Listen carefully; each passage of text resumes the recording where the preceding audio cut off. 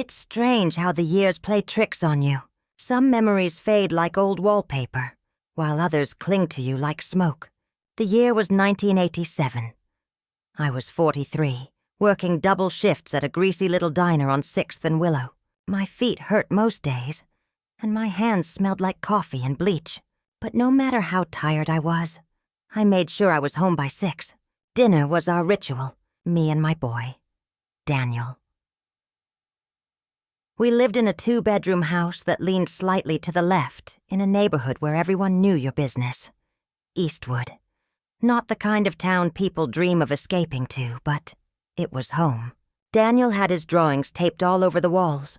I didn't have the heart to take them down, even when the tape started peeling. I'd play my old jazz records while I cooked, and he'd hum along without even realizing it. He had a quiet way about him. Never loud, never careless. Just thoughtful, always sketching, always dreaming. He used to say, "Someday I'll take care of you, Mom. I'm gonna get us out of here." And I believed him. I really did. He was 17 when things started to shift. Not suddenly. No, it was quiet, like a slow leak under the floorboards. One night, he didn't come home by 6. I figured maybe he stayed late at the library or with a friend. But 10 turned to midnight and I started to worry. I called his number. Straight to voicemail.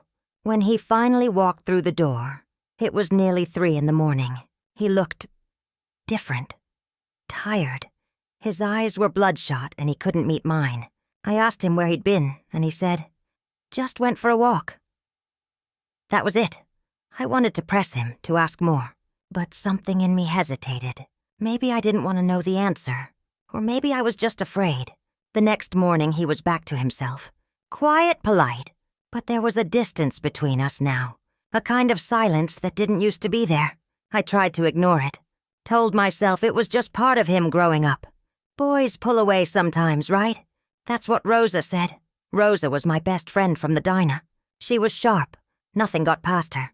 One afternoon, she pulled me aside while we were folding napkins and said, "Something's off with Daniel. You see it, don't you?" I wanted to deny it. I wanted to laugh it off. But I couldn't, because I had seen it too. Then came the black eye. He walked in one evening, and I saw it immediately. The purplish shadow blooming under his eye. My heart dropped. I asked him what happened, and he mumbled something about tripping on the curb by the gas station. But I knew better. That wasn't a fall. That was a fist. And the way he kept his hoodie sleeves pulled down, the way he winced when he sat down, it told me there was more he wasn't saying. That night, I woke up to the sound of him whispering in the hallway. He was on the phone, but I couldn't hear what he was saying. Just his voice, low and urgent like he was scared. I didn't move. I just listened, and I felt this cold weight in my chest that hasn't left me since. A few days later, I was cleaning under his bed, not snooping, just trying to keep things tidy. And I found one of his sketchbooks. It looked like the others on the outside, but inside it was different. The drawings weren't like his usual ones. No superheroes, no city skylines. These were chaotic, messy. One page had a boy with no face standing at a crossroads, surrounded by shadows. Another showed what looked like bars, prison bars maybe, with a pair of hands gripping them. And then there were just scribbles, angry, hopeless scribbles. I sat there with that book in my lap, and my heart breaking in ways I didn't know it could. I didn't say a word to him about it. I just slid it back where I found it and walked out of the room. Then one night, he didn't come home. I waited, thinking maybe it was like the last time. Maybe he lost track of time. But midnight passed. Then 2, then 4. His bed stayed untouched. His phone went straight to voicemail. I called the police the next morning, filed a report. Gave them every photo I had. His school picture, him at the lake with his sketch pad, him holding our cat, Benny, with that goofy smile of his. I remember the officer looking at me with this detached kind of sympathy and saying, "He's 17, ma'am. Probably just ran off." Like that was supposed to comfort me. But I knew my son. He didn't just run off. Something happened. Something none of them could see, but I felt in my bones. The weeks that followed were the longest of my life. I didn't sleep much. Every time the phone rang, my heart would leap. Every knock at the door made me run. But it was never him. Not once. The search slowed down. The flyers came down. People stopped asking. And I stayed in that house with the same drawing still taped to the fridge. The same hoodie folded at the foot of his bed. I'd go sit in his room some nights, just to breathe the air in there. Like maybe he'd walk through the door if I stayed quiet enough. A year later, they declared him legally dead. Rosa organized a small memorial. Just a picture on a table and a few people from the neighborhood. I didn't speak. I couldn't. I just stared at the photo and thought, this isn't real. He's not gone. Everyone else cried. I didn't. I felt like I'd turned to stone. Like the part of me that was alive had vanished with him. People told me I needed to move on, that I had to accept it, but I couldn't, and I wouldn't. Because deep down, in the part of me that never stopped being his mother, I knew he was still out there, somewhere. Maybe in trouble, maybe scared, but not dead. A mother knows, no matter what they say. A mother always knows. The summer of 2005 felt heavier than usual. The air itself was thick, like it was warning me. Everything felt tight. The bills, the tension in the house, even the way Daniel and I moved around each other. We barely spoke those days. When we did, it was clipped, cautious. He'd walk through the door, and I'd brace myself. I don't even remember what we argued about most of the time. It was never really about what was being said. It was everything underneath. The unsaid things. The disappointments neither of us knew how to name out loud. I was working more hours again. Back to doubles, trying to catch up on overdue rent and utilities. The car needed repairs, and the fridge had started making this low, dying noise. I'd tucked some cash away in a jar behind the cereal boxes. Not much, just enough for an emergency. I never even told him about it. I wasn't hiding it to be cruel, I just needed to feel like there was a backup plan, something just for safety. That night it was raining hard, the kind of storm that shakes the windows and makes the whole house groan. I came home exhausted, soaked from the bus ride, and there he was, standing in the kitchen holding that jar. I still don't know how he found it. His face was tight, like he'd already decided what the conversation would be. "You don't trust me," he said. I was too tired for this. I told him it wasn't about trust. It was about survival. I told him I've been doing everything I could to keep this roof over our heads, and he has the nerve to go through my things. He said something about how I never believe him, that I always assume the worst. I told him he has no idea what I've sacrificed. I shouted, "You think this money just appears? I've given you everything." He stood there, fists clenched, lips trembling, and then he turned, opened the door, and walked straight out into the storm. No jacket, just his hoodie. I remember the sound of the door slamming, louder than the thunder outside. That was the last time I saw my son. The next morning I woke up thinking he'd be back, that maybe he'd come home during the night, soaked to the bone and full of regret, and I'd find him asleep in his bed like nothing happened. But his bed was still made. His shoes were gone, but his phone was sitting on the kitchen table. He never left his phone behind. I called his name through the house. I checked the porch, the backyard. Then I walked the streets, asking neighbors if they'd seen him. Rosa came over when she heard, helped me call the hospitals, checked the usual places, the diner, the park, even the old train station. No one had seen him. No one knew anything. I called the police by noon, filed a report, gave them his picture.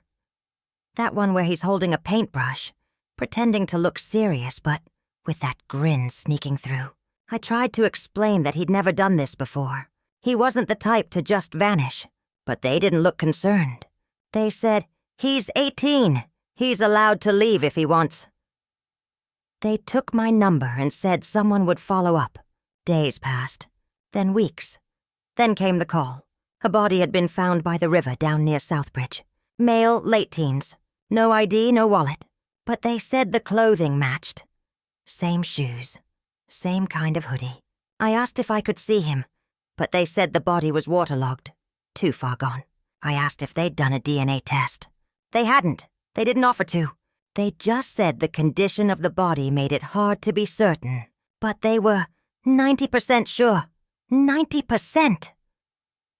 They handed me a sealed box of ashes and a Ziploc bag with what they'd found. The shoes, soaked through and stained, and a set of keys I didn't recognize. They said I could plan a service if I wanted. I didn't want a service. I didn't want a box. I wanted my son. Rosa convinced me to do something small. Just a few people at her place. She brought out cheese and crackers like it was a book club meeting. Pastor Jennings spoke. He said things about God's will and finding peace in the unknown. I hated every word. I stood in the back holding that box like it meant something. Like I was supposed to believe there was a part of Daniel inside of it. But there wasn't. Not really. Not to me. After that, the phone stopped ringing. The police stopped calling. People stopped asking how I was. The world moved on. Except me. I left Daniel's room exactly as it was. His pillow still dented where he used to lay his head. His sketchbook still open on the desk. I slept with his hoodie some nights, just to smell him. I started dreaming of him, standing on the porch, knocking softly like he forgot his key. In the dreams, I'd open the door and he'd just smile, like nothing ever happened. One day, months later, I was dusting and found something I hadn't seen before. An envelope under his mattress. Inside were sketches. One of a bridge, one of a boy with a suitcase. Another was a train timetable circled in red ink. I stared at that envelope for hours, trying to figure out what it meant. Was he planning to leave? Did he want to escape all of it? The town, me, his life here. And if he was, why didn't he tell me? I started visiting the Southbridge River every week. I'd sit by the water and just wait, watch, pray. Sometimes I'd think I saw him in the distance, a shape, a walk, a face. But it was never him. People think grief is loud, crying, screaming, falling apart. But sometimes it's quiet, a slow rot, a silence that wraps around your days and squeezes the air out of them. I wasn't grieving a death. I was grieving a question. I kept saying it to myself, over and over. If I didn't see him, if I didn't hear him, if I didn't bury him, then maybe, just maybe, he wasn't gone. One night I looked at that box of ashes and whispered, I don't think that was you. I don't care what they say. I need to see it. I need to know. Because without proof, without something real, it's not closure. It's just pretending. And I never was any good at pretending. You'd be surprised how small life gets when you're older. How routines become a kind of second skin. I wake up at 6 every morning. Not because I have anywhere to be. I just can't sleep much anymore. I make a cup of tea, feed the cat, do my crossword. I go for a walk around the block when the weather's nice, and I sit in my chair by the window when it's not. People think I'm doing well now. I smile when they say that. I still bake his birthday cake every year. Chocolate with mint frosting. It was his favorite. I don't eat it. I just make it, set it on the counter, light a little candle next to it. I say happy birthday out loud. Then I let the candle burn all the way down and throw the cake out the next morning. 20 cakes, untouched. 20 candles, melted down to nothing. That's just what I do. It's how I remember him. It's how I keep him close. I don't cry the way I used to. The sobbing stopped a long time ago. Now it's just a weight, a dull ache that settles in my bones, like arthritis, the kind of pain you learn to live around. I go to a grief group once a month, sit in a circle with other people who've lost someone. Some of them talk, some don't. I usually just listen. I've told Daniel's story so many times. I can't tell if it still sounds real. It's like saying someone's name too many times. it starts to lose meaning.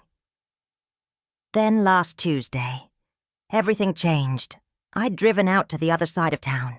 A new grocery store had opened, and Rosa had told me they had better produce. I wasn't planning anything special, just getting bananas and dish soap.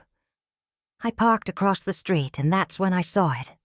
A mural, covering the side of an old brick building. It stopped me in my tracks. A woman cradling a child, stars all around them. Soft lines, muted colors, a kind of gentle sadness woven into every brushstroke. I walked across the street without even realizing I was moving. I stood in front of it, heart pounding, barely breathing. It was his style, Daniel's. I knew it like I knew my own reflection, the way the figures curved into one another, the way the stars weren't perfect, just little smudges, almost shy, and in the corner, almost hidden beneath a shadowy swirl of blue. 3 letters. DJMI stared at those initials until the world went quiet. That was how he used to sign everything. I taught him how to do it when he was 9. We'd sit at the kitchen table, him with his colored pencils, and I'd say, "Always sign your work, baby. Always let the world know it was you." DJM, my knees nearly gave out. I walked back into the grocery store, hands shaking, barely able to speak.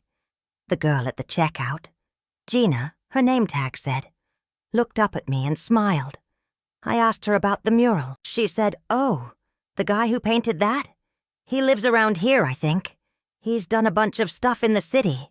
Kinda famous now." I asked for his name. She tilted her head and said, "I think it's James. James Monroe. Or James Daniel something. I don't know.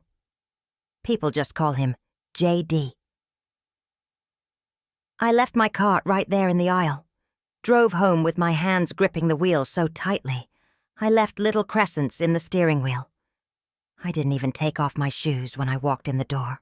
I went straight to the closet where I kept his things. Pulled out one of the old sketchbooks I hadn't opened in years. There it was. Stars, mothers, silhouettes of figures leaning toward each other. And at the bottom of every page, those same 3 letters, DJM, his handwriting. My son's. I sat on the floor and cried for the first time in what felt like a decade. Not the quiet tears I was used to, but big, ugly sobs that shook my whole body. Because if he painted that mural, if those are his hands behind it, then he's alive. He's here. Somewhere.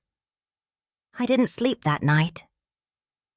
I sat in my chair with the sketchbook in my lap, staring at the address I scribbled down from Gina. Just a few blocks from the mural. I kept thinking, do I knock on the door? Do I call someone? What if it's not him? What if it is? What if he doesn't remember me? What if he doesn't want to? The next day I drove back, parked across the street from the mural, sat there in my car for hours, watching. People passed by, looking up, smiling at the painting like it was just a piece of art. But to me, it was a message, a heartbeat, a proof of life after 20 years of silence. At one point, I stepped out of the car and walked up to it again. I reached out and let my fingers hover just above the paint, not touching it, just close, like maybe I could feel him through it. I whispered, "Is it you?" And for the first time in 2 decades, I felt something that wasn't just sadness. It was small, fragile, almost too afraid to name. But it was there. Hope. I sat back in the car and looked at the address again. I didn't knock. Not yet. I wasn't ready. But I knew I would, because he was never as far as I thought. He was never across the world. He was never underground. He was here, just blocks away, all this time. And suddenly I realized I wasn't done being his mother. Not yet. Not ever. I stopped sleeping after I saw that mural. Not truly. I'd close my eyes, but the world behind them stayed lit. I'd see those brushstrokes over and over again. The colors, the softness in the face of the mother, and always those 3 small letters, DJM, like they were carved into the back of my eyelids. Every morning I found myself drawn to that wall. I'd walk past it on my way to nowhere, pretending I had errands, pretending I was just out for a stroll. Then I'd go again in the afternoon, notebook in hand, sitting on a bench nearby like I belonged there. I didn't know what I was waiting for. Maybe a name, maybe a sign, maybe just the courage to ask someone, "Do you know who painted that?" The name came up first from a florist. I was pretending to look at tulips I didn't want, and I asked about the mural. "Jay," she said. "The artist. Nice guy. Real quiet. Volunteers at the rec center up the street. Loves the kids. Paints with them sometimes." She said it like he was just another man in the neighborhood. But my heart started pounding so hard, I had to grip the edge of the counter to stay standing. I went home that day and pulled out an old photo of Daniel, one of my favorites. He was 17, leaning against the front porch railing, a smudge of charcoal on his cheek, smiling like he had the whole world ahead of him. I couldn't bring myself to show it to anyone. Not yet. I just kept it folded inside my notebook like a secret talisman. The next morning I packed up a box with some old art supplies I still had. Brushes, sketch pads, half-used watercolors. And I walked into that community center like I was just another retired woman trying to help. The place smelled like tempera paint and teenage sweat. There were kids everywhere, laughing, talking. Music playing softly from a speaker in the corner. And then I saw him. He was bent over a table showing some boy how to shade in a face. His hands were covered in blue paint. His beard was full now, and he had tattoos running up his forearms. Swirling lines and stars and something that looked like a compass. He walked with a slight limp, barely noticeable unless you were looking. But it wasn't any of that. It was the way he laughed. It was the tilt of his head, the way his shoulders moved when he spoke. It was him. I didn't go up to him. I couldn't. I backed out of that room like I'd seen a ghost. My hands were shaking so hard I nearly dropped the donation box. I sat in my car for half an hour after that, just staring at the steering wheel. Every part of me screamed that it was him. But my brain? My brain kept whispering, "What if it's not? What if you're wrong?" But I kept going back, every day. I sat on the bench across from the center and waited until he came outside. Sometimes he'd be alone. Sometimes with a kid or two, tossing a basketball or carrying paint cans. He always smiled at them, always patient. I watched him help a boy fix a ripped backpack strap once. Sat down right on the curb, needle and thread in hand, like it was the most natural thing in the world. His name, they said, was Jay. Sometimes Coach D. No last name ever mentioned. No talk of family. A few people said he'd moved to the area about 10 years ago, worked odd jobs, painted a few murals, started helping at the center. Everyone liked him. Everyone said the same thing. Kind, quiet, keeps to himself. One day, a boy with a messy afro, Trevon, sat next to me on the bench while eating a popsicle. I asked casually about Coach D. "He's cool," the boy said. Real chill. "He listens. Doesn't yell like other grown-ups." I asked if he ever talked about his past. Trevon shrugged. "Not really. He says he's from up north somewhere. Said his mom was gone a long time ago. That's all I know. Gone, not dead. Just gone." That word lodged in my chest like a thorn. The next afternoon it rained. A soft, steady kind of rain that makes the whole world feel quieter than it is. I waited until most of the center had emptied. The lights were going off one by one. I stood across the street, holding my umbrella in one hand and that photo in the other, folded tight in my pocket. And then he came out, alone. He was locking up, humming softly to himself. I stepped off the curb, slowly. My heart was in my throat. I don't even remember walking. I just remember standing in front of him, and my voice barely came out. "Daniel." He stopped like someone had pulled the plug on him. Just froze, mid-step. His head turned, slowly. His eyes met mine, and everything, the rain, the street, the cars in the distance, it all vanished. I couldn't breathe. He looked at me like he was staring at a ghost, and I realized I must have looked the same. Older, grayer, thinner than he remembered, maybe. But it was me. I could see it in his face. The recognition, the disbelief, the fear. And then, barely louder than the rain itself, he said it. "Mom." I don't remember if I nodded or cried or spoke. My hands were trembling so badly I think I just stood there, frozen. His eyes welled up, not all at once. Slowly, like the realization was hitting him in waves. He took a step back, his jaw clenched. His chest rose and fell like he couldn't get enough air. I wanted to run to him. I wanted to wrap my arms around him and say everything I've held in my heart for 20 years. But I couldn't move. Neither of us did. We just stood there. Two statues in the rain. A mother, a son, and everything that was lost between us hanging in the air, waiting to be claimed. We sat across from each other in that small cafe. 2 cups of tea sat on the table between us, going cold, untouched. The mural was still visible through the window just down the street. I stared at his face, trying to memorize every line, every change, every trace of the boy I raised still hiding inside the man in front of me. I didn't speak. I didn't ask. I just waited. It took him a long time. He wouldn't meet my eyes. He kept picking at the paper napkin under his cup, folding it, unfolding it, until finally, without looking up, he said, "I thought you'd hate me." I didn't say anything. I could feel my fingers trembling, but I kept them folded in my lap. He looked up then, and he started to talk. It all began, he said, that summer before he turned 18. He had fallen in with some boys from outside the neighborhood. Older, rough, angry. He called them friends, but they weren't. They used him, promised him fast money and respect, said his drawings were good enough for business, tagging buildings for territory. He said it started with spray paint, then it turned to deliveries, then worse.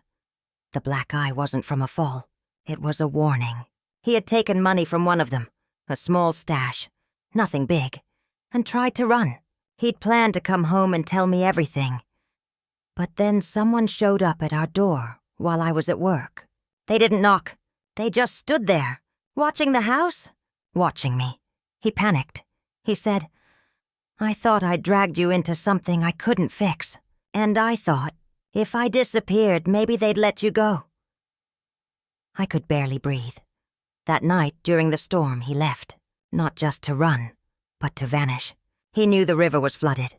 He knew the police would be looking for something. Anything. He found a homeless man near Southbridge, already dead from an overdose. He didn't even know his name. He took the man's shoes, gave him his own hoodie, left his ID in the pocket, walked into the woods barefoot, watching the flashing lights come closer. He said, "I watched the ambulance take him away. I knew they'd think it was me. I was gone after that, just gone." My hands flew to my mouth. I wanted to scream, but I couldn't make a sound. He said he left town, changed his name to J. Monroe, used his middle name, Monroe, and a fake first name he pulled from a book in a library. For years he drifted, couch to couch, job to job. He got clean. He stopped running with anyone, found an abandoned warehouse upstate, and painted the walls until his hands bled. Then one day, 10 years later, he came back, 2 blocks away from me. He rented a small apartment just off Maple Street. He said he picked it because it had a clear view of my porch. "I walked past your house on Christmas once," he said. "I saw the cake on the table, The one with mint frosting. You still bake it." Tears streamed down my face. I wanted to knock. He whispered. "Every year. Every single year. But I didn't know if you'd open the door. I didn't know if I deserved it." I stared at him. "You watched me suffer. For 20 years. And said nothing?" His face cracked like glass. "I didn't know how to come back." He started to cry. Not quietly. Not with control. Full heaving sobs. His hands shaking. Shoulders curling inward like he was trying to disappear again. Right in front of me. "I thought I killed something in you," he said. "And I thought, if I stayed gone, maybe you'd heal. But I saw you. I saw you out walking. I saw you crying in the garden. I saw your porch light always on. I saw the cake. I saw the candles. And I realized I hadn't saved you from anything. I'd just broken both of us." My heart shattered. I stood up. I walked around the table, and I knelt beside him, just like I used to when he was small and scared of the thunder. I wrapped my arms around him and I held him. He buried his face in my neck, like he was 5 years old again. His body shook with every breath. For 20 years I had imagined this moment. I dreamed of him coming home, of hearing his voice again, of touching his hair. I imagined myself angry. I imagined myself slapping him, screaming.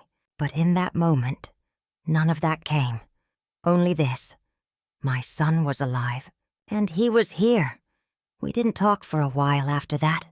We just sat, breathing, crying, letting 20 years melt into the space between us. No music, no other people. Just us.